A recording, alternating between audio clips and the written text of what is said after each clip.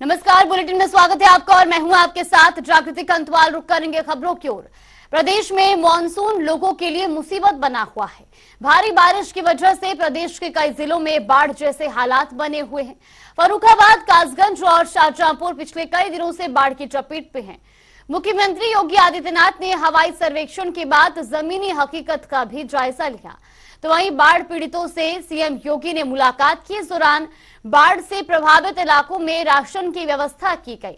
CM योगी ने लोगों को राहत सामग्री भी बांटी और ये दो तस्वीरें भी आपको दिखा रहे हैं टीवी स्क्रीन पर।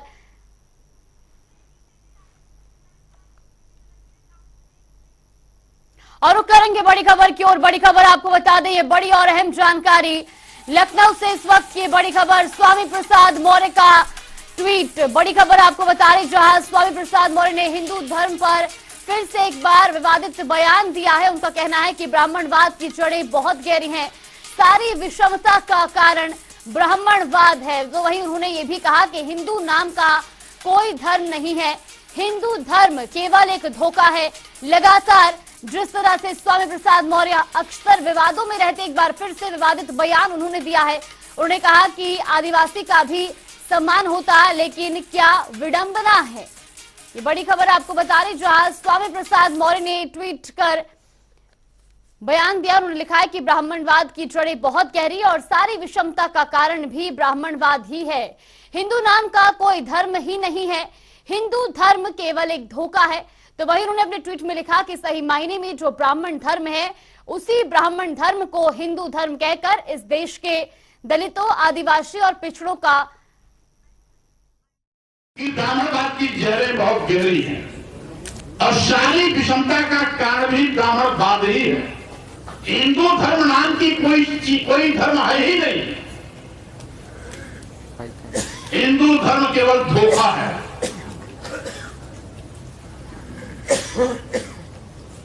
सही मायने में जो ब्राह्मण धर्म है, उसी ब्राह्मण धर्म को हिंदू धर्म कहकर के इस देश के दलितों, आदिवासियों, पिछड़ों को अपने भ्रम के मकड़जाल में फंसाने की इनकी एक साजिश है। अगर वो हिंदू धर्म होता तो आदिवासियों का भी सम्मान होता, दलितों का भी सम्मान होता, पिछड़ों का भी सम्मान होता। लेकिन क्या विडंबना है, ये भी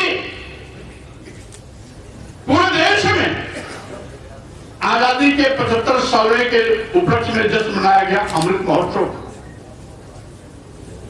इस बार 15 अगस्त को हम लोगों ने अपनी आजादी का जश्न मनाया 76वीं वर्षगांठ। यानी आजादी के 76 साल बीतने के बाद भी इस देश की प्रथम नागरिक, संविधान प्रमुख, राष्ट्रपति के पद पर आसी द्रौपदी मुर्मू जी को कौन सी ताकत है जो मंदिर में जाने से रोककर अखबार की कड़वी घूट पीने के मजबूर करती है। तो इसी खबर पर चर्चा करने के लिए हमारे साथ बीजेपी सांसद घनश्याम सिंह लोधी जी जुड़ गए हैं। बहुत बहुत स्वागत है आपका जनता टीवी पर। एक बार फिर से अब स्वामी प्रसाद मौर्य ने एक विवादित बयान दिया। उनका कहना है कि हिंदू धर्म नहीं बल्कि एक धोखा है। नमस्कार जी, देखिए, स्वामी प्रसाद मौर्य बौखला गए हैं। उन्हें अगर हिंदू धर्म नहीं मानना है, माने न माने भी, लेकिन कि करोड़ों हिंदुओं की आस्था से ना खेलें, क्योंकि करोड़ों जो लोग हैं, कोई हिंदू में धर्म आस्था रखता है, हिंदू धर्म में, कोई मुस्लिम धर्म में रखता है, कोई ईसाई धर्म में रखता है, लेकिन सब धर्मों का सम्मान होना चाहिए। किसी के धर्म के प्रति टिप्पणी करने का उन्हें अधिकार नहीं है। इसलिए उन्हें अगर हिंदुओं से क्षमा मांगनी चाहिए, माफी मांगनी चाहिए। बिल्कुल। और जिस तरीके से देखिए, वो अपने ट्वीट में भी ये साफ तौर पर कहते हुए नजर आए कि हिंदू धर्म कहकर के इस देश के दलितों, आदिवासियों और पिछड़ों को अपने धर्म के मकर जाल में फंसाने की एक साजिश रची जा रही है। वास्तव में जो धर्म है वो ब्राह्मण है, हिंदू तो कोई धर्म ही नहीं है। नहीं, देखिए, वो ज्यादा बुद्धिमान है तो अपनी बुद्धिमान होने का जो भी उनका है अपने पास रखे, अपना ज्ञान। लेकिन जो करोड़ों हिंदू अपनी आस्था रखते हैं हिंदू धर्म में, तो है ना, उनको आस्था से ना खेलें। ना तो पता चलेगा कि ना हिंदू रहेंगे ना मुसलमान रहेंगे, कहीं के नहीं रहेंगे। जी बिल्कुल। और देखिए, इससे पहले वो अक्सर भारतीय जनता पार्टी पर को निशाना साधते हुए नजर आते थे। इससे पहले भी उन्होंने एक बयान दिया था जिसमें उन्होंने कहा था कि भारत ना कभी हिंदू राष्ट्र था और ना ही कभी हिंदू राष्ट्र बनेगा। अब एक बार फिर से वो हिंदू धर्म को लेकर के यहाँ पर बयानबाजी करते नजर आ रहे हैं। आने वाले समय में अब चुनाव भी होने हैं, किस तरीके से उनके बयानबाजियों से असर पड़ सकता है? देखिए, मैं बता रहा हूँ ना, ये तो ये बौखला गए हैं। इनके जनता में जाने के लिए इनके पास कुछ नहीं है, लेकिन ये चाहते हैं कि सांप्रदायिकता के आधार पर, है ना, हिंदू मुस्लिम को बांट कर राजनीति करते आए हैं और राजनीति करते रहे हैं, क्योंकि इनके पास और कुछ नहीं, जाति मजहब के नाम से राजनीति करते आए ये लोग। लेकिन हम भाजपा एक ऐसी पार्टी है, सबका साथ सबका विकास और सबको साथ लेके चलती है। तो हम तो सभी धर्मों का सम्मान करते हैं, किसी के धर्म के प्रति नहीं बोलते हम। जी बिल्कुल। हमारे साथ हनुमानगढ़ी अध्यक्ष राजूमोहन दास जी भी जुड़ गए हैं। बहुत बहुत स्वागत है आपका जनता टीवी पर। देखिए, जिस तरीके से स्वामी प्रसाद मौर्य अक्सर जो है हिंदू धर्म को लेकर के बयानबाजी करते नजर आते हैं, भारतीय जनता पार्टी को आड़े हाथों लेते आते हैं, लेकिन इस बार उनका बयान अब जो है वो कहीं ना कहीं अब सीधा हिंदू धर्म पर निशाना साधा गया कि हिंदू कोई धर्म नहीं है बल्कि एक धोखा है। देखिए, पहली बात तो दुर्भाग्यपूर्ण है कि स्वामी प्रसाद मौर्य जी लगातार सनातन धर्म संस्कृति को टारगेट करते हैं, हिंदू और हिंदुत्व को टारगेट करते हैं। अब देखिए, उन्होंने सीधे तौर पे कह दिया हिंदू कोई धर्म नहीं, ये ब्राह्मणवाद है, और अगर ये धर्म होता तो इसमें ऊंच नीच छुआछूत छोटे बड़े ये कैसा होता, हम सब हिंदू है ही नहीं है। लेकिन दुर्भाग्य है कि जिस प्रकार से स्वामी प्रसाद मौर्य जी लगातार एक बार नहीं रोज जहर घोलते हैं, समाज को बांटने की साजिश, समाज में द्वेष घोलने की साजिश। दम हो किसी अन्य मजहब के बारे में बोलकर दिखा दें, उसके कुरीति पे सवाल उठा ले, नहीं बोल सकते। हम सनातनी सहिष्णु हैं, तो बोलते हैं, करते कुछ नहीं है, जो मर्जी आए वो रोज बोलते हैं, एक दिन नहीं बोलते। सवाल खड़ा करता हूँ, माननीय अखिलेश यादव जी कहाँ गए? इनसे सवाल क्यों नहीं पूछते? इनको क्यों नहीं कहते कि भैया जबान बंद कर लो? रोज क्यों सनातन को गाली देते हो? रोज हिंदू को गाली क्यों देते हो? रोज हिंदुओं को बांटने की साजिश क्यों करते हो? आपको किसने अधिकार दे दिया सनातन को टारगेट करना? बस आसान सा रह गया, जो जी में आए बोलते चले जाओ, कोई दिक्कत नहीं है, कोई समस्या नहीं है। ये दुर्भाग्यपूर्ण है, इनके ऊपर सख्त से सख्त कार्रवाई होनी चाहिए। और मुझको लगता है नेतागण मौन है, इनके पार्टी शुद्ध रूप से मौन है। जी देखिए घनश्याम जी, जिस तरीके से देखिए राजूमोहन दास जी भी बोलते हुए नजर आए कि इन पर सख्त से सख्त कार्रवाई होनी चाहिए। जिस तरीके से वो लगातार पहले से ही बयान देते हुए आते हैं और अब एक बार फिर से उन्होंने ये बयान दिया है, इससे लिहाजा आप क्या समझते हैं कि क्या समाजवादी पार्टी की ये बयान माना जाए या उनका ये व्यक्तिगत बयान माना जाए? देखिए, वो तो उनकी पार्टी का मामला है, व्यक्तिगत दिलवा रहा है, जब वो पार्टी दिलवा रही है उन्हें, है ना, उसी उनके पार्टी का। लेकिन वो बयान दे रहा है, वो गलत दे रहा है। किसी समाज के या किसी धर्म के बारे में इस तरीके की टिप्पणी नहीं करनी चाहिए, क्योंकि और मैं समझता हूँ और इस तरीके की टिप्पणी करते रहेंगे तो कोई ना कोई कार्रवाई जरूर होगी। बिल्कुल। राजूमोहन दास जी, जिस तरीके से स्वामी प्रसाद मौर्य ने ये बयान दिया है, क्या लगता है आने वाले समय में समाजवादी पार्टी को इसका भुगतान करना पड़ सकता है? मुझको लगता है समाजवादी पार्टी का जो आज जो दुर्दशा हुआ है वो स्वामी प्रसाद मौर्य के बयान के ही नाते हुआ है। मुझको समझ में नहीं आता है कि विदेश में पढ़े लिखे माननीय अखिलेश यादव जी कैसे उसको बर्दाश्त करते हैं। हमको लगता है उसको साथ लेने में सबसे ज्यादा नुकसान है। अगर उसको भगा दें, उस नेबले को मारकर पीटकर डांटकर, तो अभी पार्टी ठीक हो जाएगा, बहुत लोग जुड़ जाएंगे। पहले तो कार्रवाई करनी चाहिए। एक तरफ तो माननीय अखिलेश जी कहते हैं हम सहिष्णु हैं, सभी धर्मों का सम्मान करते, सभी जातियों का सम्मान करते, और रोज जहर घोल रहा है। आज जिन्होंने क्या कौन सा शब्द बोल दिया, अब इस पर क्या वो पूछेंगे, डांटेंगे? अगर एक बार अखिलेश जी डांट दे तो क्या हिम्मत है स्वामी प्रसाद मौर्य का बोलने का? अगर नहीं, वो अपने बेटी को बीजेपी से बाहर क्यों नहीं निकालता?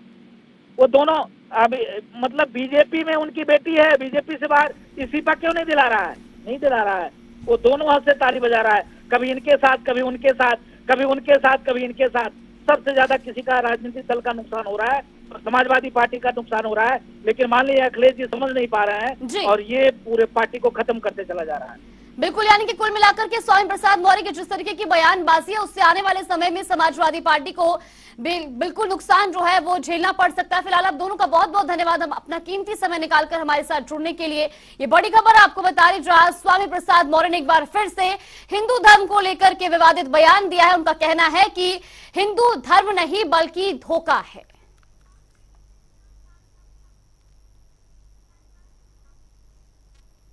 और इसी के साथ रुक करेंगे अगली बड़ी खबर की ओर। बड़ी खबर आपको बता दें, बड़ी और अहम जानकारी। ये बड़ी खबर ज्ञानवापी विवाद से जुड़ी इस वक्त की बड़ी और अहम जानकारी। एएसआई सर्वे को चुनौती देने वाली याचिका पर सुनवाई होनी है। सीजे प्रीतिंकर दिवाकर की कोर्ट में सुनवाई होगी। आपको बता दें कि 25 जुलाई को भी इस मामले पर सुनवाई हुई थी, जिस दौरान फैसला सुरक्षित रखा गया था। ये बड़ी खबर आपको बता रही जहां ज्ञानवापी विवाद से जुड़ी इस वक्त की ये बड़ी और अहम जानकारी। एएसआई सर्वे को चुनौती देने वाली याचिका पर आज सुनवाई होनी है। तो यहाँ आपको बता दें कि सीजे प्रीतिंकर दिवाकर की कोर्ट में इसकी सुनवाई होगी। 25 जुलाई को फैसला सुरक्षित रखा गया था और अब सीजे की कोर्ट मामले में फिर से सुनवाई होगी। तो आज फिर से एक बार इस मामले पर सुनवाई होनी है।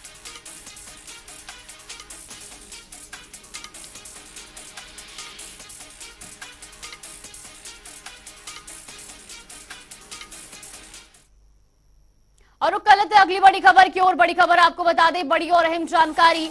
ये बड़ी खबर मुख्तार अंसारी पर गैंगस्टर मामले में सुनवाई। इस वक्त की बड़ी और अहम जानकारी। एमपी एमएलए कोर्ट में गैंगस्टर मामले पे सुनवाई होगी। वहीं हत्या और हत्या के प्रयास मामले पर आज सुनवाई हो रही है। दोनों ही केस में 2010 में गैंग चार्ट बनाया गया था। गैंगस्टर एक्ट के तहत मुख्तार अंसारी पर मुकदमा दर्ज हुआ था। तो दोनों ही मामलों में मूल केस में बरी हो चुके हैं। वहीं आज इस मामले पे एक बार फिर सुनवाई होनी है। बड़ी खबर आपको बता रहे हैं, एमपी एमएलए कोर्ट में गैंगस्टर मामले में सुनवाई होगी।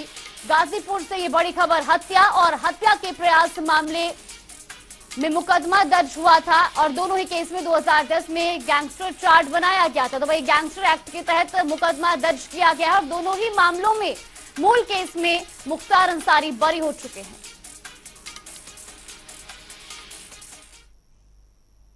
और रुक करेंगे अगली बड़ी खबर की ओर। प्रयागराज से बड़ी खबर, अतीक अहमद के अवैध साम्राज्य पर आईटी की कार्रवाई। ये बड़ी खबर आपको बता रहे हैं जहां 4 करोड़ से ज्यादा कीमत की संपत्ति कुर्क की गई है। 6 बेनामी संपत्तियों को भी कुर्क किया गया है। अतीक के करीबियों के नौकर के नाम पर ये संपत्तियां दर्ज थी। आपको बता दें कि 2019 से आयकर विभाग की टीम इस पूरे मामले पर जांच कर रही थी।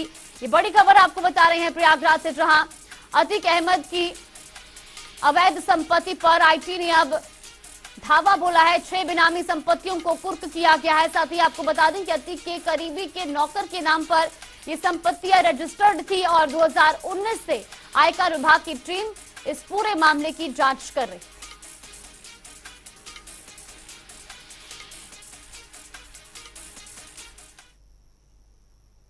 तो वही खबरों में आगे बढ़ेंगे जहां चंद्रयान 3 के लैंडिंग बिंदु का नामकरण शिव शक्ति पॉइंट रखने के बाद से ही विपक्ष लगातार इसका विरोध कर रहा है, जिस पर देर रात माता विंध्यावासिनी के धाम पहुंचे केंद्रीय मंत्री महेंद्र नाथ पांडेय ने विपक्ष को नसीहत देते हुए कहा कि देशवासियों की खुशी में विपक्ष को शामिल होना चाहिए।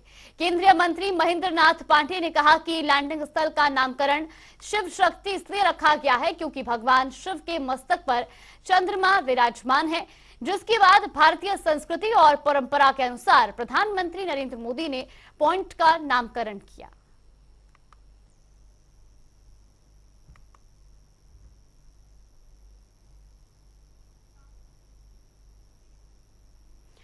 यूपी के फतेहपुर जिले में गंगा नदी उफान पर है और खतरे के निशान से तकरीबन 36 सेंटीमीटर ऊपर बह रही है, जिसके चलते बिंदकी फार्म, गाढ़ी का पूर्वा सदन और बरखेड़ा में ग्रामीणों के घरों तक बाढ़ का पानी पहुंच गया है। ऐसे में गांव के करीब 130 परिवारों ने अपने घरों को छोड़कर बाढ़ राहत शिविर में अपना ठिकाना बनाया है।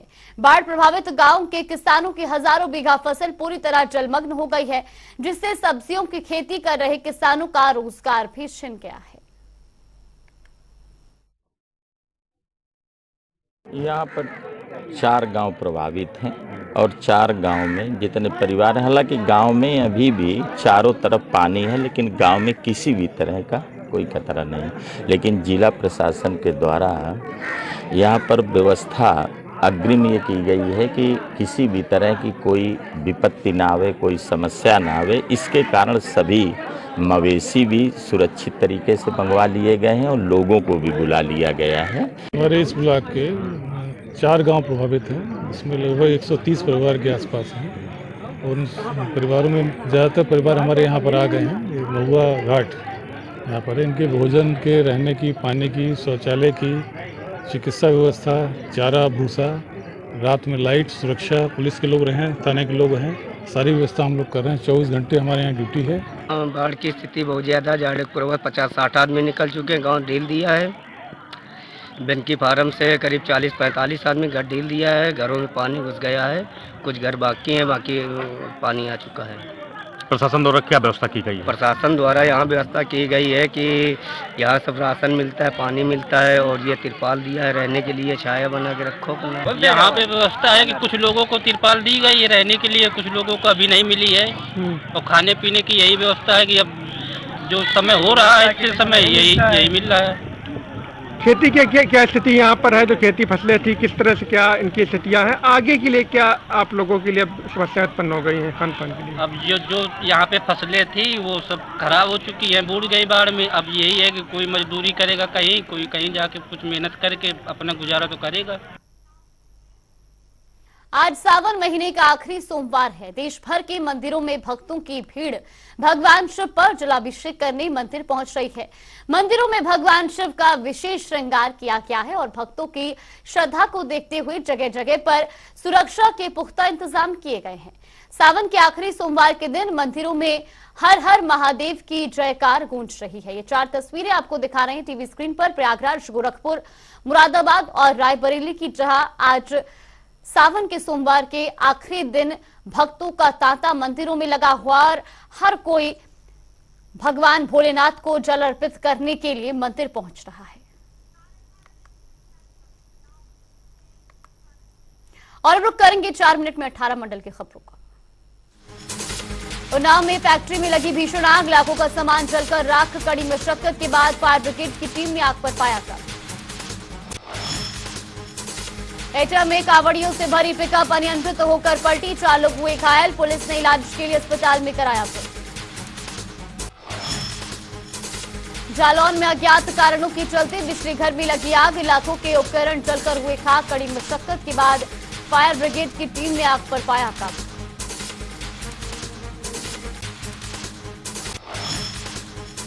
फर्रुखाबाद में खनन माफिया में देखा प्रशासन का खौफ, वीडियो वायरल होने पर किया आत्मसमर्पण, दरोगा के साथ की थी भद्रता। देवरिया में मेडिकल कॉलेज कैंपस में गाड़ी चोरी करते रंगे हाथों पकड़ा गया चोर, लोगों ने जमकर की पिटाई, पुलिस को सौंपा चोर। आगरा में पुलिस को मिली बड़ी सफलता, चोर की घटना के मामले में 3 चोर गिरफ्तार। रेलवे लाइन के सहारे बने सिग्नल का तार काटकर चुराते थे चोर।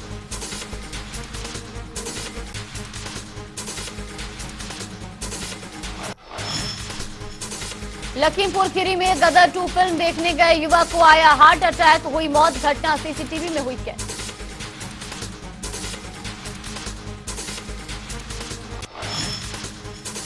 प्रयागराज में सरकारी अस्पताल में इलाज के नाम पर मांगे जा रहे बेहिसाब पैसे, चल रहा है भ्रष्टाचार का खेल, प्रशासन में। प्रयागराज में सावन के अंतिम सोमवार में लगी भक्तों की भीड़, भोलेनाथ का किया रुद्राभिषेक, मांगा जा रहा आशीर्वाद। सहारनपुर में पुलिस ने सरिया चोर गैंग किया पर्दाफाश, 6 शातिर अभियुक्तों को किया गिरफ्तार। कब्जे से 45 क्विंटल सरिया किया बरामद। बरेली में बिजली कटौती होने से ग्रामीण परेशान, नहीं हो पा रही बच्चों की पढ़ाई, बिजली विभाग के खिलाफ किया विरोध प्रदर्शन। बलिया में घर में घुसकर बदमाशों ने युवती को मारी गोली, हुई मौत। पुलिस ने शव को पोस्टमार्टम के लिए भेजा।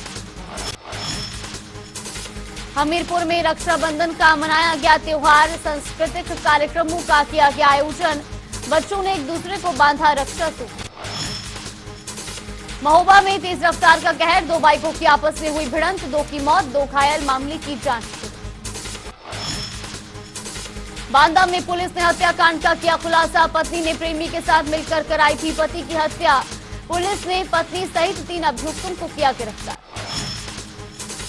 संभल में पुरानी रंजिश के चलते की गई हत्या, सोते समय 2 लोगों को मारी गोली, 1 की मौत, दूसरा घायल, मामले की जांच में जुटी पुलिस। गोरखपुर में पुलिस ने ठगी करने वाले गिरोह का किया खुलासा, सोने के व्यापारी के साथ की थी लाखों की ठगी, कब्जे से सोने के नकली सिक्के और फर्जी नोट बरामद। ललितपुर में खेतों में घूमता नजर आया मगरमच्छ, ग्रामीणों में फैली दहशत, वन विभाग की टीम ने मगरमच्छ का किया रेस्क्यू।